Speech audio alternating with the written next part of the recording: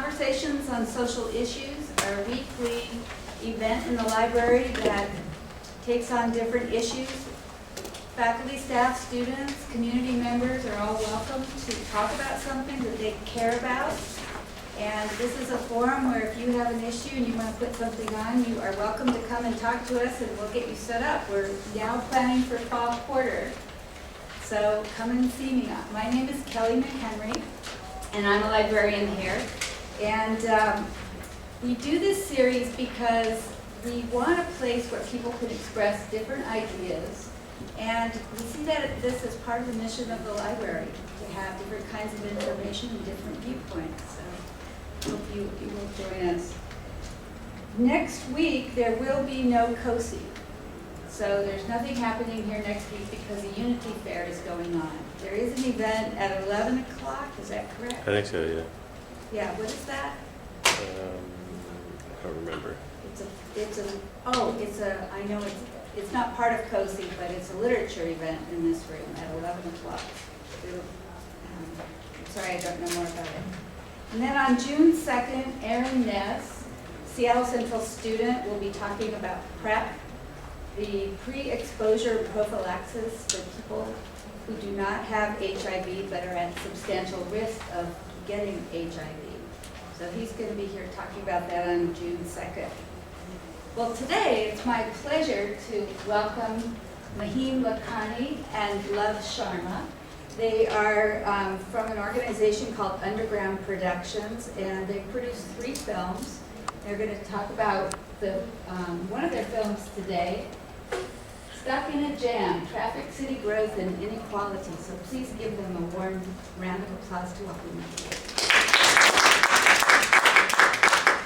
Thanks, Gary. I'm Love Sharma, and I am the director of this film. I was just wondering, how many of you guys feel like traffic is a problem in Seattle? Yeah, big problem.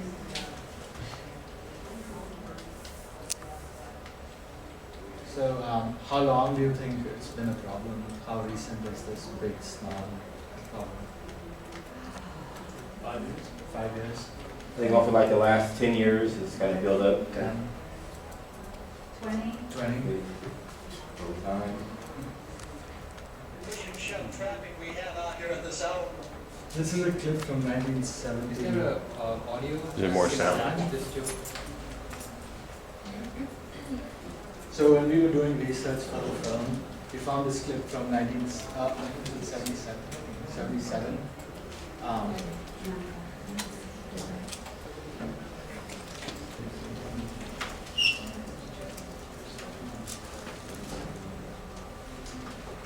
I've been working at this college since 1988.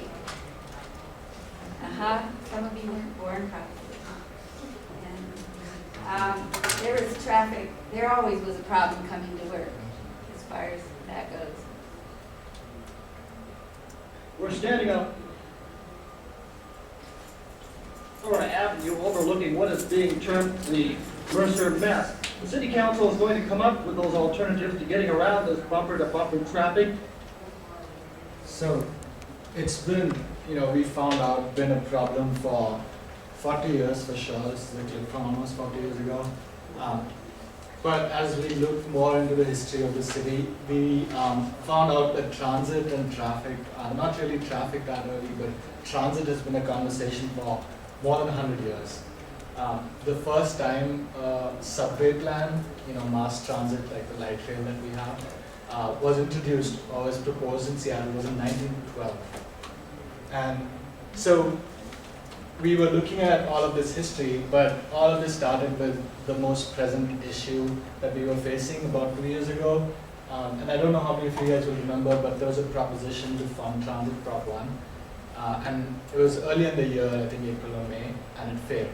So what we were facing was the possibility of 16% bus cuts. This is in 2014. 2014. So that means 500,000 hours of bus cuts. It's 1/8 of the service gone. And this is at a time when Amazon is expanding and lots of people are moving to the city. So there was a big problem, and we began to talk with people about what they felt about it, because, you know, this traffic conversation was coming up in every social gathering. Everybody was talking about it and wondering, well, next month when my bus is cut, I don't know what I'm going to do. So, so that's where we started talking with people and discovering what Prop 1 was.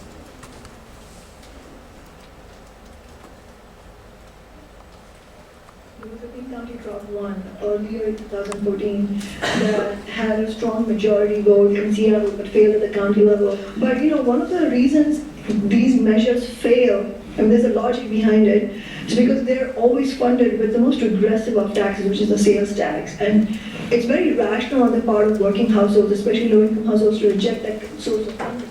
Especially with the recession in 2008. Sales tax revenues plunged, and sales tax is Metro's main source of funding. And this is similarly with transit agencies around the country are sort of really heavily reliant on sales tax and other regressive taxes. So when sales tax revenues plunged, then suddenly Metro was facing this huge shortfall. And between 2008 and 2011, they sort of did everything they could short of cutting service. So they raised fares 4 times. You know, they got a bunch of concessions out of drivers. They like tightened up the schedules. They made all these sort of, you know, laid off a lot of administrative staff. They dipped into the capital reserves. You know, and then when 2011 came around, they still had like a $50 or $60 million annual deficit. So they started talking about cuts.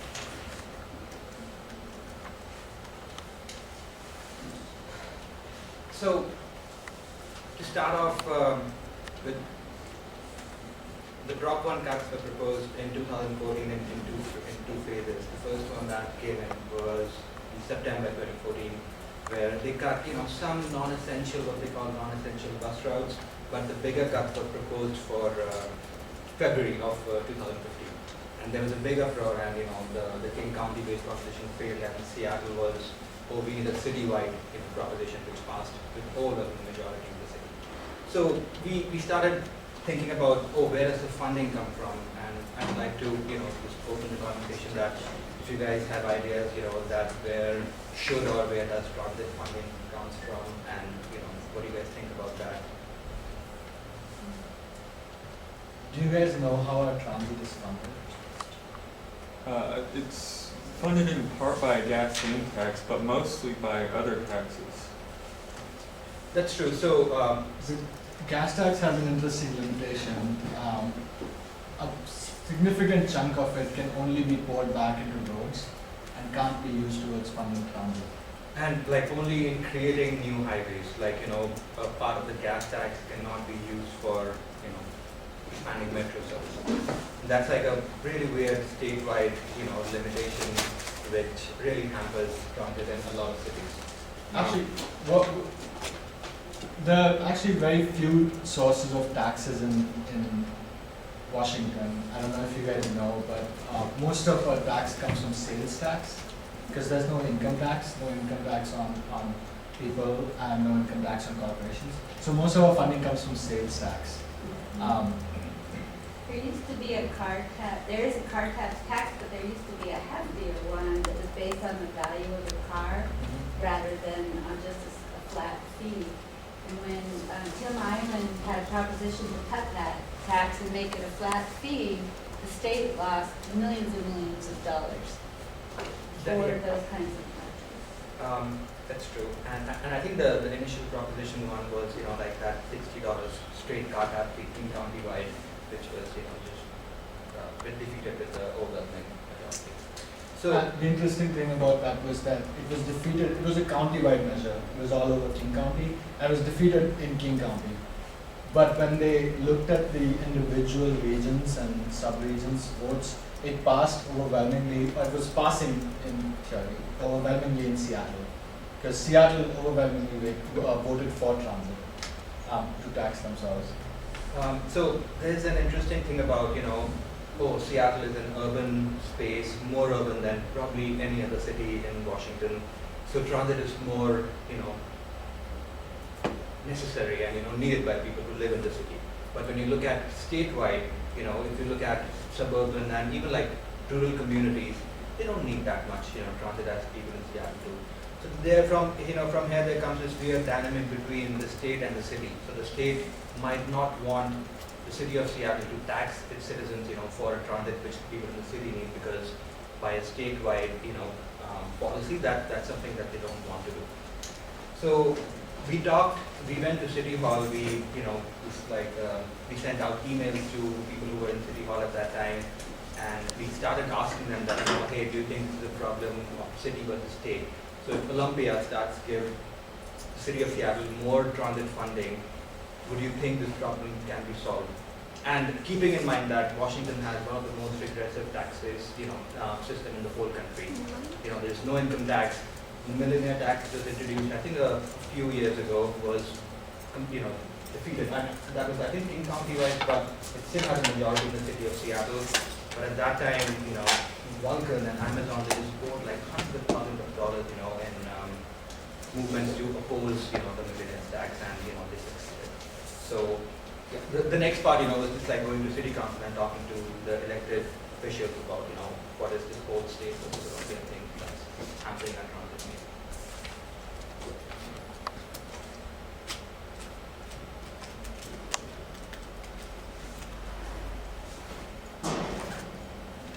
Well, here's the problem. All cities and all states are legally defined as creatures of the state.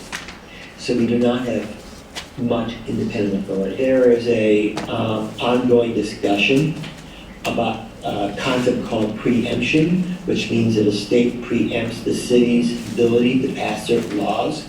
A good illustration is what happened about 20 years ago when the Republicans took control of both houses of the state legislature and the governorship. They only did it for 2 years, but when they took control, they immediately banned rent control in Seattle. Up until that time, we could have rent control. And what they did was they preempted the city's ability to do. Much of the state's transportation funding comes from gas taxes, from diesel taxes on diesel fuel, and on other fees charged on cars. Not all of it. I mean, obviously, there's like lots of different kinds of funding sources. Sales tax pays for some transit. We have property taxes that pay for local streets and roads. But the basic, a big chunk of the money comes from the state gas tax, and that for that the state keeps part of it and returns part of the gas tax to cities and counties. There's a small chunk of federal money that may be available from the state highway fund, which is now getting close to being building a big new road. Well, I mean, the state, here's plenty of money. If you're just trying to keep your buses running, you have to scramble for it. You have to sort of look, check in the couch cushions and look for money anywhere you can find it. If you are in the business, if your entire business is built around designing new roads, building big new projects, the only way you're going to get a cut of this big transportation package is if there's a significant amount of money for new projects, for new big mega projects. A big new bridge across 520, or you want widening lanes, you want a tunnel underneath the city of Seattle that's going to cost billions of dollars. That's the place where you get big bucks, where a lot of the money goes to the engineering firms. In Washington transportation, we find ourselves in a hole. We don't have enough money to pay for the things that we have already committed to. We don't have enough money to pay for the mega projects that we have already planned to build. So when you're in a hole, the first thing to do is stop digging. So the person talking most in this clip was Clark William Berry. He's the founder and one of the people who work at the Sightline Institute in Seattle.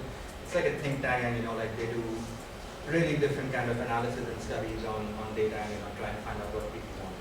So they actually did a study on Seattle, what the people of Seattle want in terms of funding from the state, like what should be allocated to what, and what people wanted was majority, they want most of the funding to go for maintaining roads. That was the number one concern of most of the citizens. The second one was, creating and having more alternative transit options, like bike lanes, or like adding new bus routes. And the third was, building new roads and building new highways. And what the state funding reflects is complete opposite of what people want. So just like Bertha, which is heavily funded by the state, which I don't think a lot of people actually wanted, and there was like a whole public social engineering machine, which like bamboozled the city into this funding for this new town. So that was like a big disconnect in what people want and what the policies of the city and the state actually reflect. You want to add something to that? Oh, just one more thing. So this thing about, all the numbers quoted here are from 2014 and 2013. At that time, Bertha's budget was on $1.4 billion.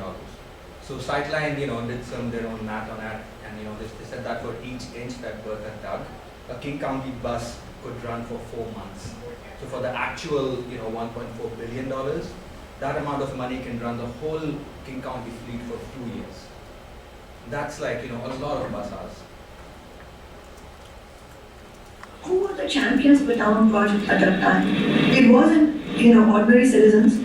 It wasn't the environmental community. We had leading politicians pushing for the town, championing the town. And who are they? Among them, it's the former Governor Christine Gregoire. It's the current mayor of Seattle, Ed Murray, was one of the most vocal champions of the town. The person we defeated in the city council election, Richard Conlon, was one of them. It's not a coincidence that the town option became the only option, even though that was not the only option, and it was by far the worst option. The whole city was, bamboozled into this tunnel option. And I think if you look at the policies that have been passed on transportation over, decades, what you see is exactly what corporations want, they get. What working people need is always pushed to the back burner. It's always just an app. So all of this introduction to bring us to the point where we began to talk to activists that were, talking about transit and increasing transit in Seattle, people who were studying transit and traffic, academics, politicians, commuters, and we began to realize that this whole thing was a big tangled mess. It was not just, there was an instance of corruption that was unearthed. No pun intended, but when Bertha was going on, there was an instance of corruption that the Seattle tunneling partners, people were using funds that the state had given to them to go and play golf on company time. So there was this corruption that was going on, and why Bertha was, passed in the first place, we discovered that the option of a tunnel underneath the city of Seattle was put up to the voters several times, and it failed the first few times. And finally the voters said, you know what, just do it. The other options were pouring that much money to fund more transit along that corridor, just shutting the viaduct down. The reason all this is happening is because the viaduct is past its age and it could collapse anytime. So we began discovering all of these things that were going on, and then looking deeper into the issues, we found a lot of related issues with transit. And I was wondering, do you guys think any other issues are directly or indirectly related to transit? Yeah, I think with rising rent in Seattle, there's a lot of economic refugees who have to move out to the suburbs but have to keep their jobs in the city. And so they have to travel a greater number of miles, and that's increasing the number of cars on the road. Yeah, so that was one, definitely. Housing is probably the most important, the most directly related thing that is affected by transit. Well, I think they built a train, a lot more buses that accommodate that, transition of people coming from like Federal Way, Auburn, Tacoma, it makes it a lot easier for the past couple of years for them to get to the city. They did an interesting thing there, though. That train route, the light train, are you talking about the light Yeah. route? That's great, but they, what they did at that point when they got the light rail running, they took away the feeder buses. So since our light rail system is not so expanded that you can take the light rail from anywhere to anywhere. You guys are actually quite fortunate, it's just right next door. But I came from Northgate. Until 2021, I can't actually take the light rail here. I have to drive a bus or bike. So there was this, there were feeder buses that were supposed to go in there. They took that money out and they put it into the South Lake Union trolley. And that is something that's, it's barely used. I don't know if you guys have seen it. every time I used to live in Eastlake, so it used to go just by my house, it was almost always empty. So that was definitely one aspect. But I think now we are somewhat on the right track again with Mumbai. Somewhat on the right track with building more light rail, and there's like this ST3 is coming up, but people are beginning to want transit. The city is beginning to speak up a little bit more. Any other issues that you guys think? Well, you know, say one more thing, but what the light rail is also doing, they're buying the bus routes to force people to take the light rail, so the convenient bus routes, are getting taken away too. So it's kind of, they're good or they're bad. Yeah. They're trying to find. Yeah, I think from North Seattle to which is actually traditionally very well served, and I would still say it's pretty well served. They took off 4 buses that came downtown, and now 3 of them feed. One of them is cancelled. 3 of them feed directly into the light rail station. So there's all of this, connected issues that are happening. But people are driving from, say, Edmonds or Everett, and they, in order to prevent them from driving to downtown, where most of the employment is, you need to have some place there where they can drive and ride and park and ride or something like that, or feeder buses. But the offset of that, like in the university district, you can't really park. They can't drive here and park. It's going to be worse for them. So this is something that, like you hit the nail on the head when you said that the rising costs are driving people out of the city. But at the same time, they have no other option but to drive into the city. And the taxes that are being, the taxes that are being, that people have to pay are things like car tap fees and sales tax, which is something that everybody pays equally. So somebody who's working a minimum wage job has to pay $60 tap fee on their 80 now, I think, on their cars per year, versus somebody like Bill Gates who has to also pay per car. So it's all of these related issues that are happening, but they are also looking into the history. There are more and more related issues that come up, and one thing that came up was the structure of the city. I don't know how you guys feel about it, but in my experience, the city is still very segregated. That it is segregated by class, by financial status, and by race. And so we began looking at all of these issues that that was driving people out, and we came upon a bunch of related issues and some interesting historical tidbits about the city.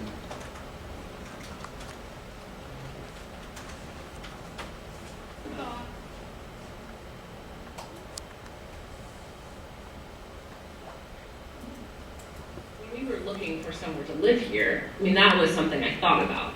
And so, public transit in Seattle, for me, where the ease of where it ran, or how many bus lines ran out of it, or if the light rail was near, or if it was walkable, that all mattered in even deciding on the neighborhood to live in.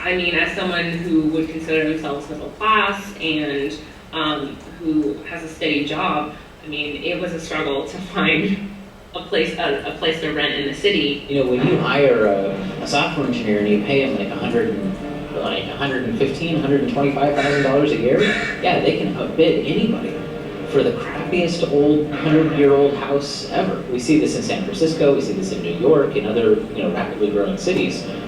It's not just the new construction that gets expensive, it's everything. I'm living in Hilltop House here the last maybe 8 years. After my apartment in Ballard was sold out from under it, and I don't have a car anymore.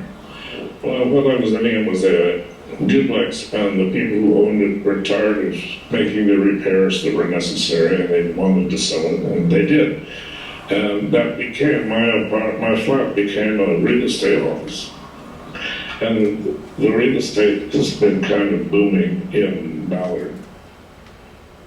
Kind of difficult to make direct connections, but you can look at things like the real estate advertisements for the condos that are being built in Capitol Hill and find the connection to exactly who they're marketing to.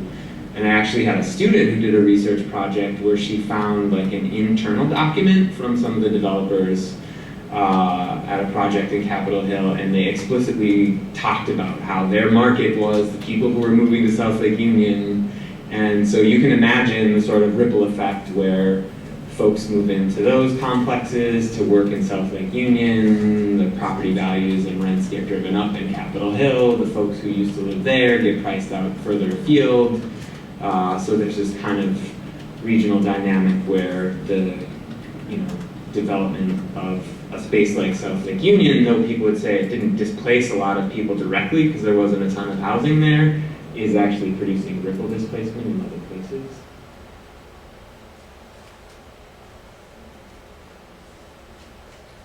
So gentrification is tangentially related to transit, not directly. And I think one could make the argument that when more transit, comes to a neighborhood, it automatically raises the rent values, which in a ripple effect, increase gentrification of that area. So, and gentrification, is not, it involves race, as one of the along with class, a major component of it. So in a way, transit is also related to racism happening, in a city at some time. And I think gentrification is like a new old form of segregation which used to happen, back in the day in Seattle. And while making this documentary and talking to people, we also discovered that, just like I said some time ago, that Seattle has a really bad racist past. North Seattle was considered a sundown area, so people of color were not allowed to be there after sunset. And a lot of the properties have deeds in them. The property deeds say that this cannot be rented out to or sold to African Americans, to Jews, to Muslims, to Hindus, to anybody but the Caucasian race. In fact, up until 1950, they found a documental. I think in 1948. 1948. No, 1948. So up until 1948, these deeds were being written. This is after World War II, when Nazism had apparently been defeated. But up until the 1980s, it was still discovered in the language. It was not outlawed, I think, until the 1980s. Language like this, where they found one deed that said this cannot be rented out or sold to anybody who was not of the Aryan race.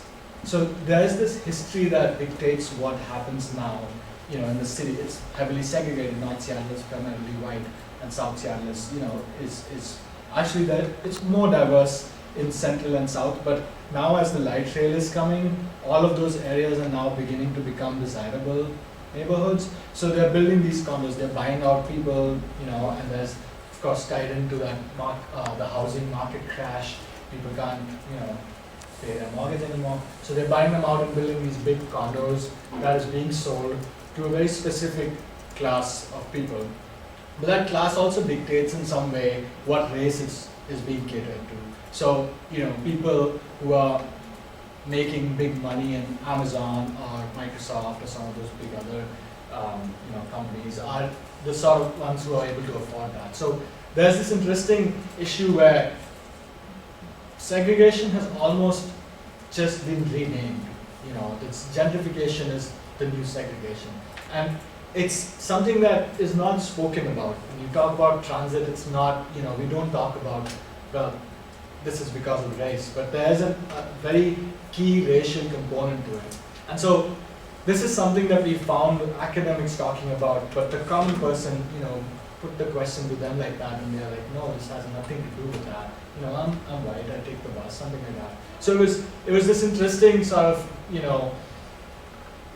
unwrapping that was happening as we were making the film. And we were discovering a lot about the history and the current situation of Seattle that we had no idea about. So, well, I want to add to one more point. So a lot of us, can take the bus if we want to. We can drive as well, like if you have a car, transit is not something that you really need in your life. And it might be good to have in your neighborhood, but it's fine, you can drive it even. But if that's the only way that you have to get around, if you are not able-bodied, if you don't have a car, and if you live in a neighborhood that doesn't have good, public transit, then, you are just immobile, and the Transit Riders Union, one of the organizations that we talk to, they talk about mobility and transit as a human right. So once bus services are cut, it's also like worthwhile to look into who is affected by that the most. It's definitely people who come from a less privileged background and who happen to be a lot of times people of color, who are affected more by transit cuts as compared to, the people who have money and, who can afford to live in a neighborhood, which has similar life.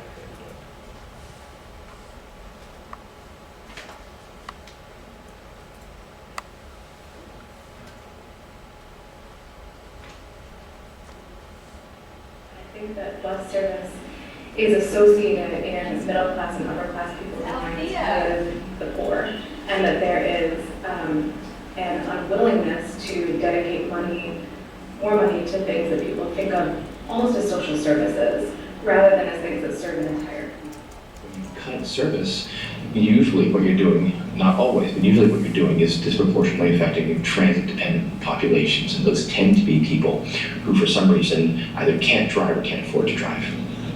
If you're in an urban area, and we're in some of the outlying suburbs, and particularly if you're a person with a limited income, transit service is not just like a convenient way of getting around or another choice. It can sometimes be your lifeblood. It's the only option, reliable option you've got. All the way public transit affected folks who, homeless youth, right? And so, or young adults, homeless young adults.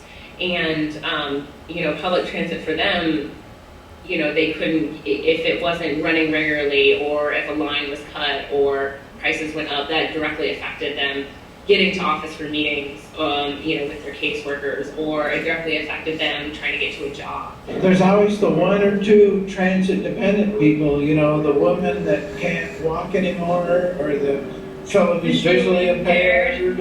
And I've had more often than not, a bus will pull away, and it was my bus. When public transit is really poor, it means you just can't get where you need to go. And so you stay home, or you walk, or if you're, disabled or old, you don't go. And so, that's happened with the September service cuts. There's some areas that during certain times of day or on the weekends, they just lost their bus service. So that's a really serious impairment of mobility. But on a lower level, it's just as someone who relies on public transit with a bus system that's not great, you just end up spending a lot of your time and much more of your income than you should be getting around. So you're sitting there in the morning and you need to get across town for your appointment, and you got to check the schedules, and they don't line up, and you're going to have to wait for half an hour here, and then the bus is too crowded and it passes you by, so you got to wait another 45 minutes, or you end up spending like 4 or 5 hours of your day just getting around. And that really impairs your quality of life. It impairs your ability to improve your life, really.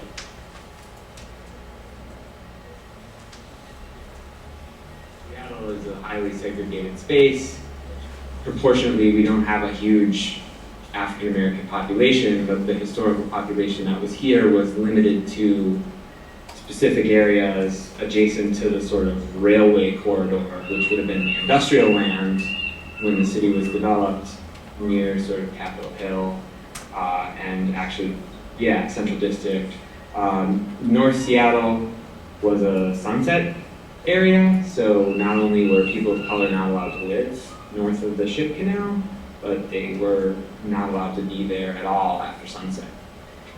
So there's this sort of intense history of segregation, and now the way that gentrification is working is it's sort of that corridor that we just talked about in the south is where a lot of those historically African American communities have been and are now getting priced out. So, how many of you guys own cars? Have you guys, I don't know if you're familiar with other cities in the country, but it seems like, in this country, there's some association with cars, some fascination with cars and personal liberty that, somewhat does not exist in other countries as much. If you travel to European countries, they are very well served by transit. And I don't just mean the rich Western European countries, but even the countries that are part of Soviet Russia and Eastern European countries, if you go to any of the major cities, they have great public transit systems built around the 1900s, around the same time that we were considering it. But then there's this, there's this interesting thing that ties it to this country, and that was something that we asked people about, and we, there was no clear answer for it, but it seemed like here in America we really love our cars. Every time transit is proposed, there's a section, Tim Anglin, is one of them, I think, and then there's other people on the east side. There's a group who built the I-90. They are always just talking about it as a war on cars. So I don't know if you guys have heard this term, but there's always a war on cars. Every time you guys talk, every time there's like, I remember when this bike lane was being put in with the trolley line, there was this huge hue and cry. Nobody uses this. Why are you guys creating this? This is one lane less for us. And actually, I don't think the lane has been removed, but it's always just this war on cars. So I just have one more thing to add to it. I think with America, and I'm not from here, so this is just what I've read and thought about, but I could be wrong. That cars have become fabric of a societal myth that has been propagated, when the country was being developed and when the westward expansion was happening. So in a way, it's associated with macho, being macho, having power. That's why there's this big thing about my car is it can it has this many horsepower, and it can it makes this a sort of a loud sound which is very desirable. So it's almost like it's a fabric of the myth which the country made for itself when it was developing, and I think that makes it a really strong metaphor for the whole society to follow it. Like when you said, it's almost a rite of passage. You get out of college and you get your first car. In all of those celebrity questionnaires, it says, when did you get your first car? What was your first car? It's not like when you got your first transit pass. Yeah, I was just gonna say, I feel like it's kind of a cultural difference between like a capitalist country and a not capitalist country, where the idea is really pushed that like we need to have everything to ourselves, everything needs to be individual, and it's a cultural norm in order to make us buy more. So it's like you need your own car, you need your own house, you need your own this, where in a lot of countries it's more like publicly funded, shared living, shared transportation, shared services, shared everything, right? So it's just kind of like a product of everything being privatized. That's actually right, the next section. I'm sorry to jump in. No. That was exactly what this, what we discovered. Just like a little more on that, but I think you're right. And when Henry Ford was making the cars, in the early 20th century, like his cars were not as good as compared to what was coming. Which were like some of them were like electric cars coming. And the way that he was able to sell all these cars was that with these rugged men like covered in grease, like driving these really loud cars that would go really fast, but in the long run would fail. Like they would be out of service in a few years, and that's one of the things that. Yeah, and the complex, this industrial, military, industrial, capitalist complex had this new tool to them, this marketing tool, the television and advertisements. So so much of our love of cars is about culture, right? Culture, cars are sexy, cars are great, cars are freedom, cars show your wealth and how great you are. Libertarian ideals here. It's so interesting how we get really nervous about anything we think of as social engineering, anything we think of encouraging people not to drive is bad. But what we never really address is the amount of social engineering that it required to get us to this place, right? Where you're required to, be between the ages of 16 and whatever age before they tell you can't drive anymore. Where you're required to be able-bodied, where you're required to have enough money to afford a car and to want to, overcome the fear because it's scary to drive. That's okay, right? It's okay to dedicate tons of public space to cars. It's okay to, charge everybody who doesn't drive for the infrastructure for cars. It's okay to pass on all these externalities and health issues and environmental problems, but it's not okay, to encourage people not to drive. It's not okay to take away one parking space or take away one lane. And that is so ingrained in people because that's the way they grew up, thinking getting around is the same as driving a car, and that means that's freedom, right? That's my right. That's my right. I paid for this car. I paid all this money. I should be able to drive it when I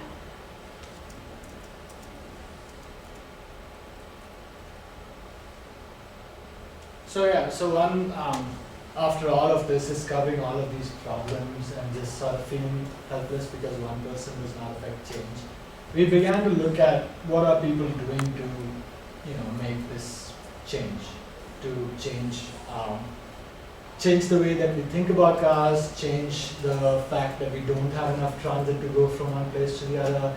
And we came upon all of these small groups. So progressive change never comes from above.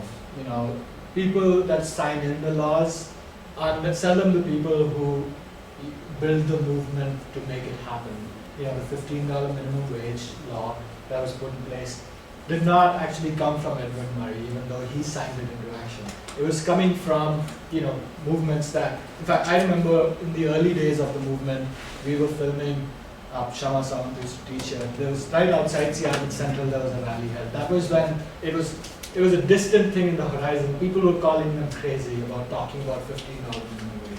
But that was what we discovered, that it was people who were working 2 shifts minimum wage were out there, on a weekend, on a Saturday morning, sunny Saturday morning, you know how precious that is in Seattle. They were out there just sort of trying to affect change. And then we discovered the way that transit changes have been coming into the city have actually been through some of these movements. Pressure helps. For instance, as election time comes forward, you have the transit union, you got the Writers Transit Union as well, so you have the union and the Writers Club. If they were to have local chapters or show up in the districts, Democratic district organizations, and push for all these organizations to interviews to include questions about transit, supporting transit through additional revenue sources, that helps. That way you're building momentum. Quite honestly, that involves a lot of work, a lot of research, and a lot of organizing. And it's also incremental change, which makes it very frustrating for a lot of folks. So what I found is that you can make, I would say, long-term sustainable progressive changes. But what you do need is, it takes a lot of work, it takes a lot of patience, but the cumulative effect is that you do get changes. I mean, for instance, in Seattle, we've got, wage death laws passed, and paid sick and leave passed, and for instance, in the minimum wage. They may look like they occurred all of a sudden, but there's a lot of really grassroots activity there long before. If you're not functioning to change the system, then basically you're supporting the system. And you have to have a popular community-based organizations out there, no matter what they are, and they have to be strong, and they have to keep pounding on government to do something. So in Seattle, we're here today. Marijuana decriminalization, the upholding of gay marriage. Why did that happen? That did not happen because the top people in the Democratic and Republican Party were fighting night and day for it. No, that happened because of activists on the ground. In fact, the whole history of gay rights is a monumental testament to grassroots activism, to people on the ground, ordinary LGBT people saying, enough, I refuse to live in such an oppressive.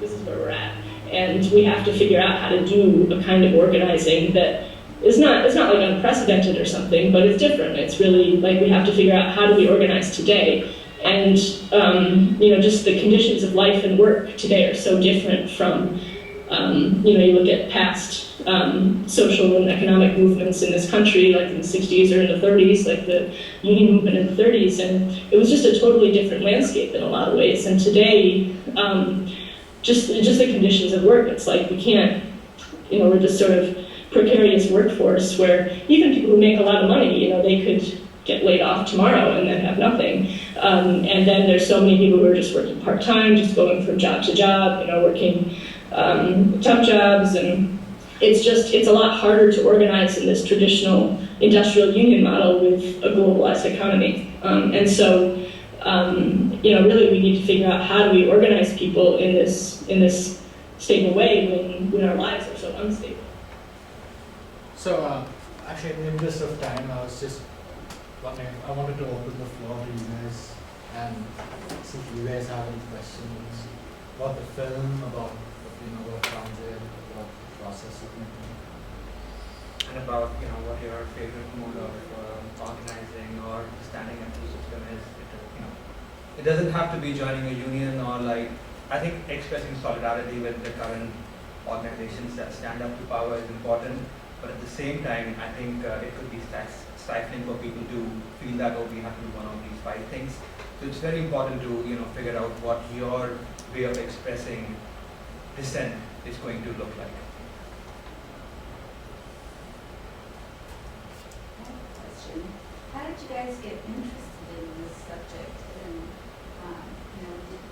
what was your background when you came to be making a film?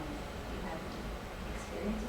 No, actually, we had no experience whatsoever with filmmaking. We were helping a friend who is a filmmaker, and we had planned after the crop planting. We were just looking for a topic, and we came up with this topic that was very controversial. And we decided to make a 7 or 8 minute film. But as we started talking to people, it became such an interesting thing that we began to teach ourselves filmmaking. We're actually now retroactively going, if you look at this whole film, it's very amateur. We're taking classes at Northwest Film Forum and we're teaching ourselves. But it was just, happenstance largely. Largely being in the city where transit was becoming a problem for each person, so there was some personal aspect of it that was involved. And also I think it was around the same time that I had moved to Seattle, so it was a very special time, in my life to be close to my friends and in the same city, because before that, I have been friends with her for the last almost 15 years now, and after we finished our undergrad, it was after 2013 was the only time that we were living in the same city together. So I think it was just the thing about spending time with your friends and needing a creative outlet, which both of us felt at that time that just, made us help our friends was making short films. But also, what Naeem said earlier, I think that played a part which it was subconscious, but we were participating in all of these movements. We were going out to marches and marching with the $15 crowd, with, all of these various groups, but we were still feeling a little bit helpless. When you are just a drop in the ocean, it's hard to feel empowered. It's hard to feel like you are affecting any change. And this was when, the $15 thing also hadn't been passed. So yeah, this was one of those things where we made this piece of work, however bad it is, however amateur and beginner stuff it looks like, it's still something that we did to put our views forward, or what we thought was right, to just sort of do the right thing. So I think that played a significant part. That was a big motivator, because this became a year-long project, and we were, in the beginning not able to get appointments with city council members, and we just sort of almost camped outside their office, but even that was not happening. So then we found people that we knew at the march, who knew people in her office, who knew her secretary, who gave us an interview. So it became this thing where to get the publicly elected officials to answer questions, to be answerable, responsible, it was such a hard process. So it was, it was this kind of thing which was it was discouraging but also motivating at the same time. I think being in a team helps, where if one person is discouraged at one point, the other is encouraged. So yeah, and then we decided, okay, this is a topic that deserves the whole. And also we didn't have a story in mind when we started, even when we thought that, this is going to take more than 8 or 10 minutes, we didn't have anything in mind, but we knew that this was a complex topic. And in a way, the more we talk to people, the more we talk to activists, the more we just talk between ourselves and read articles and stuff. It was like, the whole ecosystem of problems, they just revealed themselves to us. And, it was a process, where the story formed, as we filmed, along. So, which was frustrating, a lot of times, but, it was also very satisfying to, feel you were coming from one point to the other, going through this whole long journey and making something meaningful out of it. So it is a 8-minute long? No, it's actually 1 hour 43 minutes long. It's very hard to get people to watch it. Yeah. You get pizza, you get beer. So have you screened it publicly? Yeah, we screened it at Northwest Film Forum, and it was just like a victory lap, where it was just like a friend, all our friends and family had come, because all our relationships suffered in the course of making this film. It was so long. Yeah. you know, people are starting to go, so I'm just gonna pass out the, our surveys that we. Just play this one last bit. We asked some people how you feel when you're stuck in a traffic jam, and we got one of these interesting responses. And it's an odd feeling to be alone in such close proximity to other people who I can't communicate with or make contact with. So there's a sense of isolation to it, by which I just mean I don't get a good sense for who the other people are around me. I don't get a good sense for what this city is about. I'm relatively new here, so I'm always interested to just even have micro interactions with other people just to get a sense for who lives with me in this space, and I feel it's very difficult to get that in a car. Is that from Godard's Weekend? Push and shove. Yes. Yeah. I don't know if you guys have ever done that. I saw this happening once where there was a big traffic jam on I-5 South and people were stopped. I think it was when President Obama was visiting. And then somebody had a ball in their car, they stood outside and showed it. But it's a fun activity, you can try. Actually, don't. Yeah, be safe. So you talked about grassroots organizing and protest movements, but what about voting? I think, so personally, I feel like voting is, it's important. You have to exercise your democratic right. But it tends to instill this feeling that you do this one thing every 4 years and things will be okay. I think when it was proposed, it was a leap from having, a feudal system where people ruled you and had dominion over your body, to this thing where everybody had this agency to elect their officials and through them elect their opinions. But, I don't think that it's that effective when it happens every once in 2 years. So I think it's important to participate to enforce that pressure. I wish that wasn't the case. But it got Kashama elected, Yes, right? yes. And I think that people tend to focus on the big elections rather than the local elections that affect them the most. And we're hoping that as this college, we want people to become aware that they do have a voice, and that's one of them. Actually, the Transit Riders Union is a very small group, I think 25 to 50 people, and they, through their constant, harassing almost the city council, they got this city law passed, for low-income wages. They have a special transit price. They got it passed. This is the first of its kind in the country. It happens in other countries, but in this country, this was the first, a handful of people, 25 to 50 people. And so that, it's tough and it seems discouraging, but there you have that example where if you're willing to go out there and question your representatives and give them a plan which actually works, sometimes you can force that change to happen. I think one of the biggest threats to the world right now is global warming, and as we know, cars are the number one from computers to carbon emissions and stuff like that. When you were, I still feel like it's a very taboo subject. People don't want to admit it. When you were talking to the city councils and people, did they address global warming?